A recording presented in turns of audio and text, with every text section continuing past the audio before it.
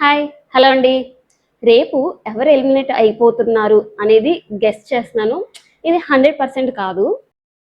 ఎవరు eliminate అయిపోవాలనుకుంటున్నారో comment చేయండి. Number 1 voting లో సుమన్ శెట్టి గారు ఉన్నారు.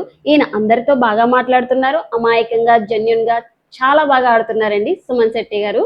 సెకండ్ పొజిషన్ లో భరణి గారు. ఈయన చూడడానికి సీరియల్ విలన్ అయినా సినిమాల్లో విలన్ గా చేసిన నిన్న గేమ్ ఆడిన తీరుని చూస్తే ఈయన టాప్ 5 లో ఉంటాను అన్నట్టుగా ఆడారండి.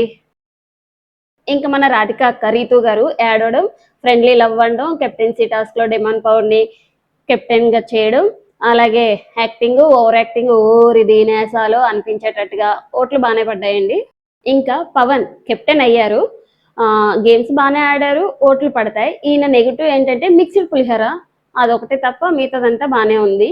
ఇంకా డేంజర్ జోన్ లో మనీష్ గారు, ప్రియా, ఫ్లోరా, హరీష్ గారు కొంచెం డేంజర్ జోన్ లో ఉన్నారు. ప్రియా గారు నెగిటివిటీ ఉన్నా కానీ నాకు నచ్చట్లేదు.